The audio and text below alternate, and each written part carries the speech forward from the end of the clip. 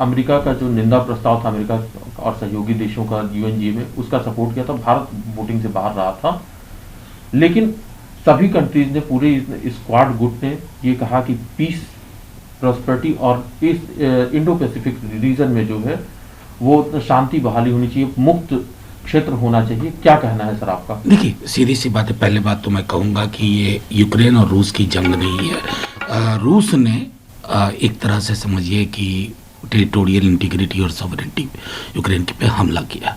भारत ने अपना पक्ष स्पष्ट रूप से रखा। क्वाड की मीटिंग में भी भारत ने साफ तौर पे कहा कि डायलॉग और वैश्विक पटल पर आज के हालात में मैं समझता हूँ डायलॉग के अलावा कोई विकल्प नहीं है।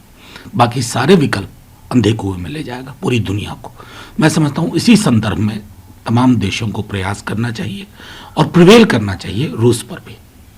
सर, पक्ष जो है एकजुट है, सरकार जो भी स्टैंड ले रही है, अंतर्राष्ट्रीय जो भी मंच है वहां पर जो भी सरकार, देखिए, मैं समझता हूं कि ये नई नवेली बात हो रही है। विपक्ष बिल्कुल एकजुट है।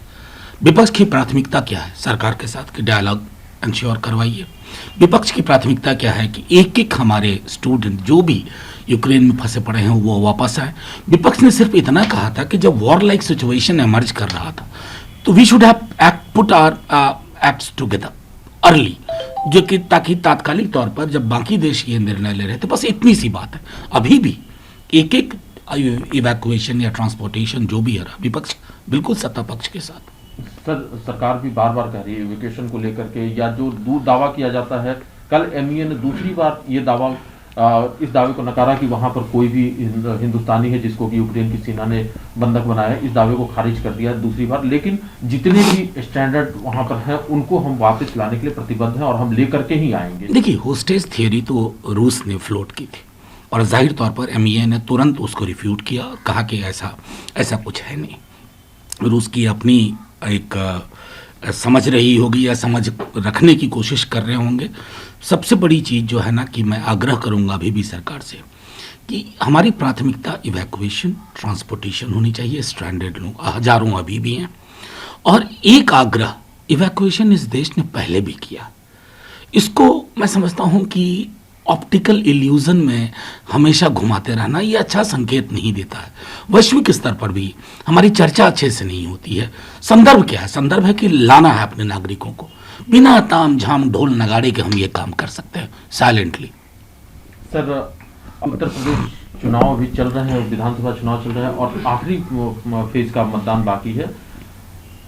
आरोप प्रत्यारोप दोनों तरफ से है। ममता बनर्जी सपोर्ट में है तो बीजेपी की तरफ से भी हमला हो रहा है। बीजेपी अध्यक्ष जेपी नड्डा साहब का कहना है कि जितनी भी रीजनल पार्टी हैं वो अब पारिवारिक पार्टीज में तब्दील हो गई है, चाहे वो कोई भी पार्टी हो। उन्होंने कई सारी पार्टियों के नाम भी किए। मैं तो एक तरफ से कहूंगा कि भाजपा आज से 15 वर्ष पूर्व रीजनल पार्टी थी। 2 स्टेट में हुआ करती थी मैक्सिमम। खुद भी आप रीजनल थे। और रीजनल को ना तौहीन से मत देखिए। हर एक रीजन जुड़ करके हिंदुस्तान बनाता है।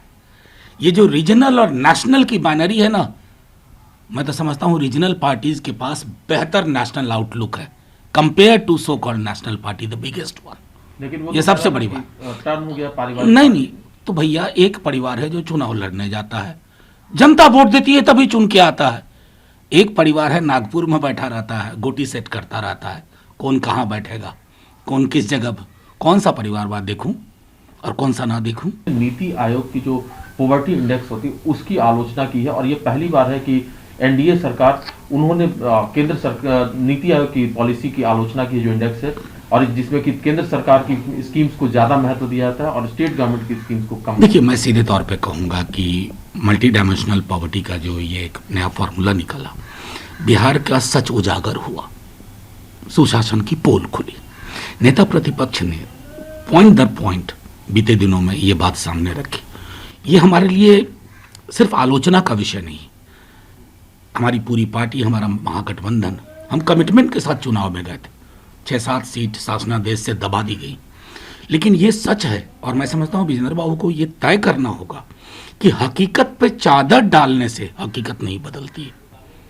और सबसे बड़ी बात है, आप तो एनडीए में पार्टनर हैं, केंद्र में भी एक मंत्री हैं।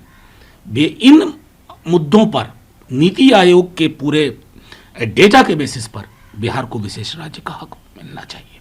खैरात नहीं है, बिहार नहीं प्रगति करेगा, मेरी बात नोट कर लीजिए।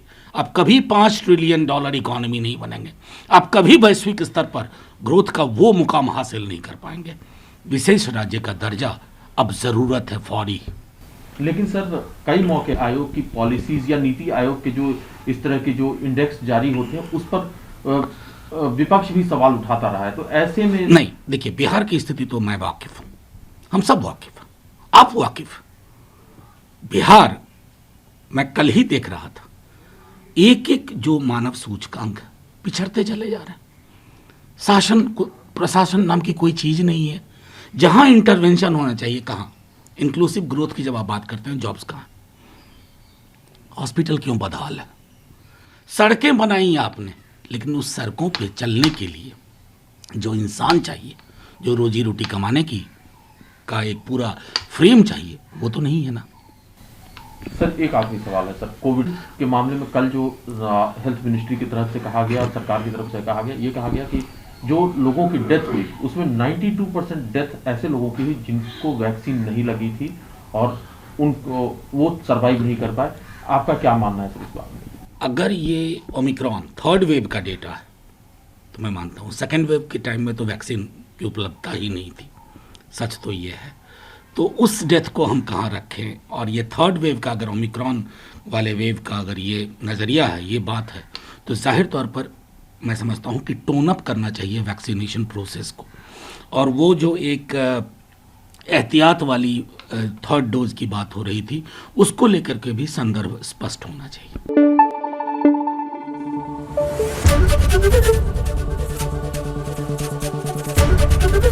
एबीपी न्यूज आपको रखे आगे।